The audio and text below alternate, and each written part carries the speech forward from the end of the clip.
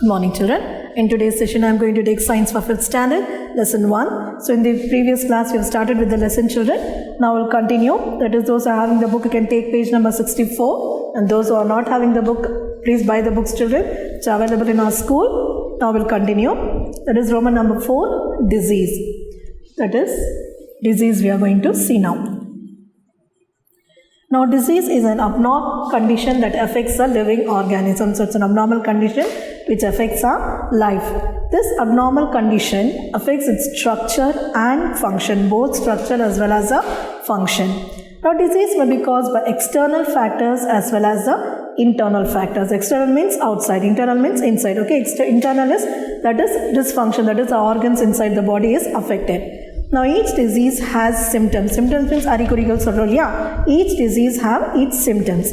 Now, we come to know about the disease from their symptoms only. So, we come to know about the disease from their symptoms. Now, first we'll see the causes of diseases. What is that? Causes of diseases.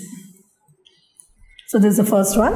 Now, diseases are mostly caused by microorganisms like bacteria, virus, protozoa and fungi. So, what are the microorganisms I said? Bacteria, virus, protozoa and fungi. So, from these microorganisms, diseases are affected. Now, they are transmitted by insects. Transmitted means from one person to another person, we said. That is, they are transmitted from the insects to a living organism through polluted air or through contaminated. Contaminated water means that is impure water. Okay, contaminated means impure. Impure water, and some disease are caused when the function of the organ is affected. Okay, some disease are caused any organ like kidney, liver, lungs. When these organs are affected, the disease are caused. One by the external and one by the internal. I said external like insects through polluted air or the contaminated. Internal is when any organs are affected. So, in general, cause of disease can be classified as below. That is, first, metabolic factor, example, diabetes. Second, genetic factor, example, color blindness. Microorganism, bacterial disease. Nutritional factor, marasmus. Environmental factor, cholera. So, these are the causes of the disease and the examples also given. So, once again I will say metabolic, diabetes, genetic, color blindness, microorganism, bacterial, nutritional, marasmus and environmental, cholera. Okay, children. Next we will see the types of disease. Now, there are 4 main types of diseases. How many types of diseases, children? 4 types of disease. So, one is infectious disease. Then next is hereditary disease, and then physiological, and the last one is deficiency. So, these are the 4 types of diseases we can see. So, one is infectious, hereditary, third physiological and deficiency. These are the 4 diseases. Now, first we will see the infectious disease. So, that is infection, right? So, infectious disease is caused by the microorganism, that is a microscopic organism, okay, which cannot see from a naked eye. So, these are the microorganisms which enter our body and multiply and ಜಾಸ್ತಿ ಆಗುತ್ತೆ இல்லையா? They enter inside the body and they multiply inside our body. So, these are spread from one person to another. That is infectious, okay. And for example, they have given common cold, now COVID-19. So, COVID-19, even a small child knows what is COVID-19, right? So, common cold and the COVID-19, these are the examples for the infectious disease. So, what is infectious disease, student? That is caused by the microorganism which enters inside our body and multiplies, okay. Now, these are spread from one person to another. Example given here is common cold and COVID-19. So, this is an infectious disease. Then hereditary. Hereditary disease occurs due to abnormalities in the gene. Okay, that is from your grandparents to your parents and to the children. Okay, so these hereditary disease occur due to abnormalities in the gene, and these are passed, that is from parents to the children. I already said. For example, heart disease you can say. Okay, or sugar, that is diabetes. All these are the hereditary diseases. Next is the physiological, and these are caused due to malfunction, that is failure to function Okay, normal function. Okay, it's failure to function normally.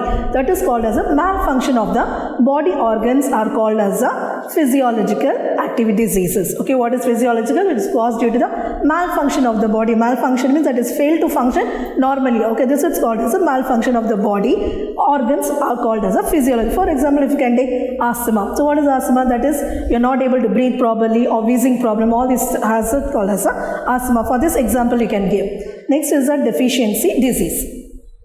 A diet which contains all essential nutrients in correct proportion is indispensable for maintaining good health. Indispensable which is necessary for maintaining the good health. Now deficiency in one or more of the nutrients. Okay, any one of the nutrients, if you have any deficiency, causes various problems in our body or various diseases. Then these diseases are called deficiency disease. They are called as a deficiency disease. Now next is protein deficiency disease. Next I have also given protein deficiency disease. Protein deficiency disease. Okay children, that is marasmus and Kwashiorkor are the protein deficiency diseases in this. Marasmus, Kwashiorkor. Okay, marasmus and Kwashiorkor, they both are protein deficiency diseases. Okay children. Now the child affected by marasmus, so if he has this disease, what happens? Loses weight. Okay, this infected person loses weight and appear as though bones are covered by skin, only by the skin, not flesh is there, covered by the skin. So these two symptoms. And the child affected by Kwashiorkor develops an enlarged belly. Belly means stomach. Okay, enlarged belly with swollen face and feet. Okay, swollen means vingi irukadhu. Swollen face and feet. By eating protein-rich food like egg, milk, fish and green leafy vegetables, we can avoid this protein deficiency diseases. What are the two protein deficiency I said? Marasmus and Kwashiorkor. So marasmus means that is losing weight and they appear as though bones are covered only by the skin. So these two symptoms. And if you go to the Kwashiorkor, what happens? It has enlarged belly with swollen face and feet. And we have to avoid this. To avoid this deficiency diseases, we should eat protein-rich food like egg, milk, fish, like green leafy vegetables like this. Okay children? Now see children, do you know is given? Kwashiorkor disease is found more among people in developing countries. Now only they are good developing, right? So it is because the diet is high in carbohydrate. Carbohydrates means like rice, wheat, only these can see there, and which is cheaper, and low in proteins. Protein dishes food is much more less there, which is very costly there. So carbohydrate foods only taken there, which is very cheaper, and the protein food is very much costly there, so it is very much less taken there. So as they live below poverty line, that is they are suffering from that, they couldn't afford protein rich food. Okay, so they are lacking this protein protein deficiency diseases. Next we'll go to the vitamins and mineral deficiency disease. Now we have finished this protein. Next we'll do vitamin and mineral deficiency diseases.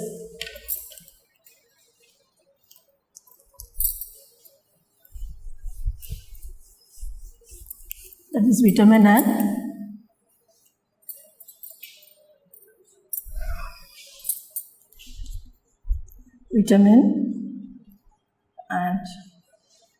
mineral deficiency diseases. Okay children. So first we saw proteins, now vitamins and minerals. Now certain diseases are caused by deficiency of vitamins and minerals. By eating vitamins and mineral rich food items, we can avoid these diseases. Now the following table given some of the disease caused by deficiency of vitamins and minerals and the food items which can rectify them. Rectify means that we can avoid. Okay then, that is the disease we can avoid. That is name of the vitamin and mineral they have given. Vitamin A, B, C, D, E, K, iodine and iron. So first, then name of the disease they have given, then food containing the vitamin or mineral. The first vitamin A they have given.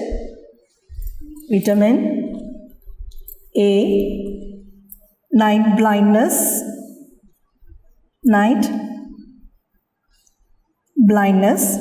and then food, egg, milk, carrot, papaya. Okay, all this you can consume. So that is, so night blindness is nothing but the inability to see at night or in poor light. Okay children, that is inability, that you cannot see in the night time, or whether it's a poor light you cannot see, that is a night blindness.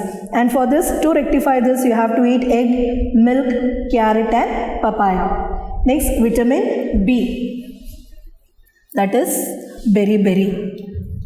For this, to rectify, what food you have to take? Milk, peas,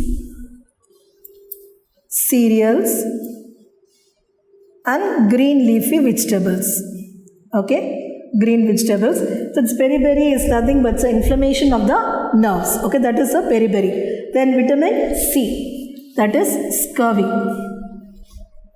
Scurvy is that is severe lack of vitamin C. If there is no vitamin C in your body, it make you feel weak or tired. Okay, that is scurvy. Then for that vitamin C, can take amla, orange, lemon and tomato. Okay children, so to rectify that, this you can take, you can consume this. Then vitamin D you can take, that is rickets, that is weakness of bones in children. Rickets is what children? That is bone weakness. Bone from a weak children mostly can see that is called as a rickets. So to rectify that, you give the sunlight to the children. So newborn children and all, what they will do, they will just take to near the sunlight, that is the vitamin D they get, right? So that is to avoid this rickets. So sunlight, milk, egg and fish. Sunlight, milk, egg and fish. Okay children, these, to rectify this, you can give this food. Next is vitamin E, sterility. So sterility, that is affects the sexual reproduction in the living organism, that is sterility. To that you have to do apple, wheat, green leaf vegetables you have to eat. Apple, wheat and green vegetables, lots of green vegetables you have to consume or take it. Okay. Next is vitamin K, hemorrhage. Hemorrhage, that is excess bleeding in the body, right? Then that in your brain, from your brain, that is green vegetables, tomato and cabbage. So these you can consume. Next, iodine. Iodine, in that iodine, the disease is goiter. Goiter is nothing but the swelling of your neck. Swelling na swelling of neck, that is the enlargement of the thyroid gland. Okay, so that is iodized salt. Salt you have to take more, and vegetables. Then next is iron. Iron, this is anemia. That is lack of blood in your body and which you feel weak and tired. Okay, so for that you have to take cashew nuts, beans, lentils and spinach. Okay, all this you have to consume. So you have given here vitamin A, B, C, D, E, K, iodine, iron. Vitamin A, night blindness. B, beriberi. C, scurvy. D, rickets. E, sterility. K, hemorrhage. Iodine, goiter and anemia. So I have explained to you what is this, and to rectify that, what are the food we have to take. Okay, did you understand this children? Next, food pyramid. Now food pyramid is designed to select healthy food. So you have learned this in the first hand itself, what is food pyramid. Now depending upon our work, age and sex, the requirement of various nutrients vary from person to person. Vary means differ from one person to another person. For example, growing children need more proteins in their food. So growing children like you, okay, need more proteins added in their food. Then people doing hard physical work, those who are doing hard physical, that is labors, okay, physical work, need more carbohydrates and fats in their diet. Diet means the food they take, okay. Then eating healthy breakfast helps to improve the concentration and boost metabolism. So you have to take healthy breakfast, okay. Then what is balanced diet?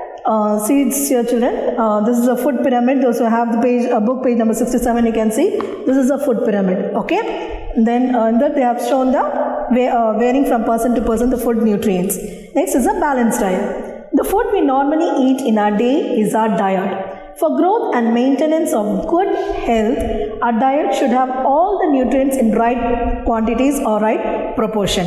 Such a diet is called balanced diet. So all the nutrients in the equal proportion is called as a balanced diet. Now pulses, groundnuts, soya beans, sprouted seeds, that is payir, fermented புளிப்புணவுன்னு சொல்றோம் இல்லையா, fermented foods, banana, jaggery, வெல்லம், seasonal vegetables and fruits provide more nutrients to the food. Okay, now therefore you can have a balanced diet without much expenditure, so without much costliness you can have a balanced diet. Then some major food items are also given below here, like carbohydrates, proteins and fats. So for carbohydrates, what are the sources? You can have honey, sugarcane, fruits, whole grains, vegetables and rice. Then proteins, legumes you can have, pulses, nuts, etc. Fats, egg yolk, oil and meat. Next is the kitchen safety. Next we are going to see the kitchen safety.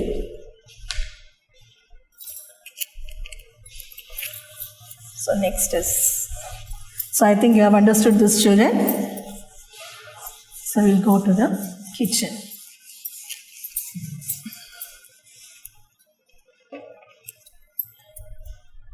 Kitchen safety. So, kitchen is an important place in our home. So we prepare our food in the kitchen. So we use gas cylinders for cooking. So cooking what do we use? We use gas cylinders. Some of us may use electric stove also, not only gas cylinder, some may use electric stove like induction stove like that. The equipments and the environment in the kitchen may be little dangerous. The equipments they use like knife, scissors, all these other equipments, and the environment it's little dangerous. Yeah. So we need to be cautious and careful also. We should be more careful, like cylinders also we use. So we should be more careful. So the dangers related to the things used in the kitchen. So what I said, like cylinders, knife, scissors, all these are the dangerous things. And the safety measures to be taken are explained below. The first important one, I think, gas. Gas catches fire easily. So once gas is leaked, there may be dangerous consequences. Leaked na adha oru smell varum, bad smell varum. So it means that it's a leakage in the gas. So it leads to a dangerous consequence. So we need to be careful while handling the cylinders. So when you're handling cylinders, so whether your parents are handling, they should handle it carefully. The following table gives what we should do and we should not do with the cylinders. So do's and don'ts, that what should you do and we should not do. So the first point is, keep the cylinder in the vertical position at plane level in a well-aired place. So well-aired means whether it's full air, you have to keep the cylinder in a vertical, straight position. Okay, if the cylinder should be kept in a vertical position, an airy place. Enge kaathu nalla irukko anga vekkina vertical position. Which you should not do is, do not keep the cylinder in a horizontal or inverted position. Padikka vekkira mari nama vekka kodadu cylinder. It should be in a vertical position, not in the horizontal position. This is your first point. Second is, keep the lighter ready. Lighter na theriyole, nama stove on pandrole lighter, that is, and then turn on the gas stove knob. So keep the lighter ready, turn on the gas stove knob. Adukapra then second you should not do is, do not turn the gas stove knob before lighting the lighter. So it may lead to gas leakage. The next is, keep the windows and doors open to ensure ventilation in case of gas leakage. If it is a gas leakage, we should be sure that the windows and doors are open to give you the ventilation, okay, in the place of the gas leakage. Then what you should not do is, do not turn on electrical appliances in the kitchen if there is a gas leakage. If you feel that it's a gas leakage, so don't switch on the light or any other bulb or like that. So it may lead to fire. So at that time when you switch on any switches, what happens? It will lead to fire. So you should not touch any switches or any electrical appliances. Then do's is, always use ISI standard gas stoves, regulators and gas tubes. ISI standard gas stoves you have to use, regulators and gas tubes.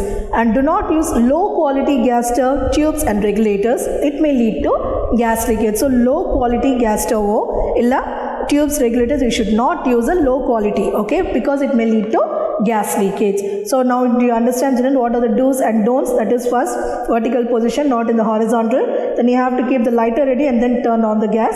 Then next you have to keep the windows and doors open because of due to ventilation in case of gas leakage. And you should not turn on any electrical appliances when it's any gas leakage. It may lead to fire.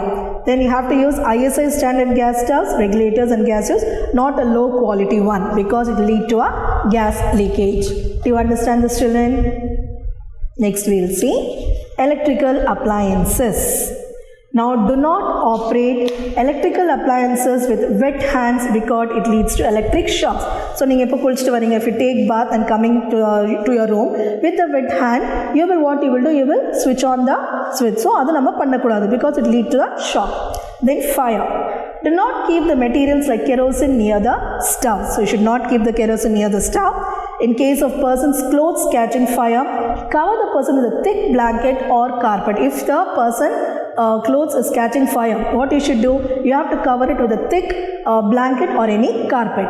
If kerosene or oil catches fire, use sand to put out the fire. To put out the fire na adha fire வந்து நம்ம இது பண்றதுக்காக நம்ம என்ன செய்யணும், அத sand use பண்ணணும். Then if solid materials like wood catch fire, use water. So wood na you have to use water, or if any kerosene or oil catches fire, you have to put out with sand. Then if an electrical appliances catches fire, unplug the appliance and disconnect the electricity. Main and வந்து நம்ம என்ன பண்ணணும், of பண்ணிடணும். Then use proper fire extinguishers to put out the fire. Then types of fire they have given. Types of fire extinguisher. Class A, wood, paper, water. Class B, liquid and gaseous fuel, carbon dioxide. Class C, electrical resource, that is dry chemicals like sodium carbon dioxide and sodium bicarbonate. Next, burns.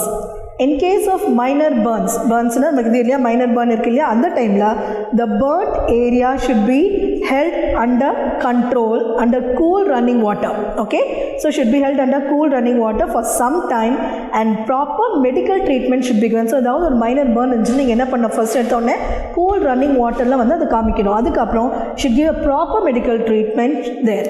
Then any blister this form should not be pricked. அதாவது கொப்பளம் ஏதாவது வரும்போது என்ன பண்ணாது, நம்ம prick பண்ணக்கூடாது. புரியுதா? So any blister is formed, it should not be pricked. Now did you understand this lesson, children? So by this we are finishing this lesson. So the other class will continue with the book back answers, children. Thank you.